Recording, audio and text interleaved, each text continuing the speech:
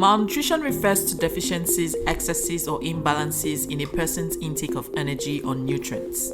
It addresses three broad categories: undernutrition, which can be wasting, stunting, or underweight, micronutrient deficiencies or excess, and overweight, obesity, and diet-related non-communicable diseases such as heart disease, stroke, diabetes, and some cancers.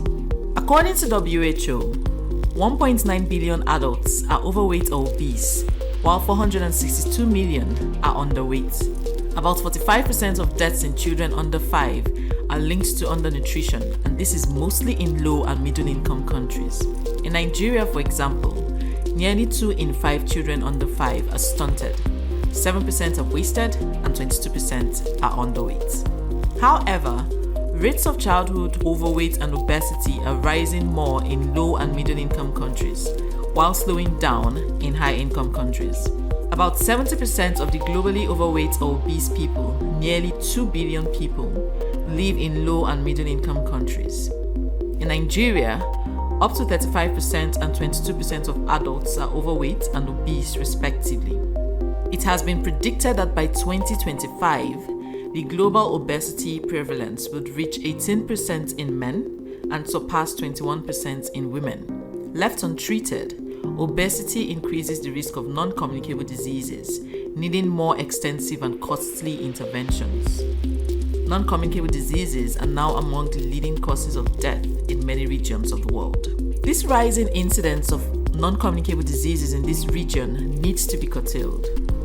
The Nigerian government has instituted various policies and strategies to enhance positive nutrition outcomes in the country, with particular attention to the nutritional status of women and children. In 2016, the government launched an updated national policy on food and nutrition to provide a framework for addressing food and nutrition insecurity problems in Nigeria, with a holistic approach for its implementation. In December 2021, the federal government introduced an excise duty of 10 naira per litre on non-alcoholic, carbonated and sugar-sweetened beverages as contained in the Finance Act of 2021. While a sugar tax might not be a silver bullet for addressing poor nutrition, it is expected that this tax will foster a decrease in the consumption of sugar-sweetened beverages and ultimately address diet-related non-communicable diseases.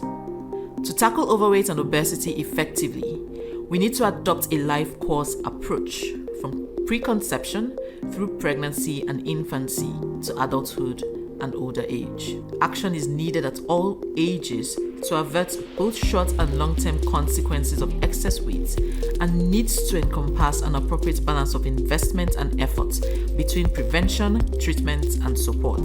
Finally, it is important for Nigerians to prioritize their health and eat well-balanced, nutritious meals, because health is wealth.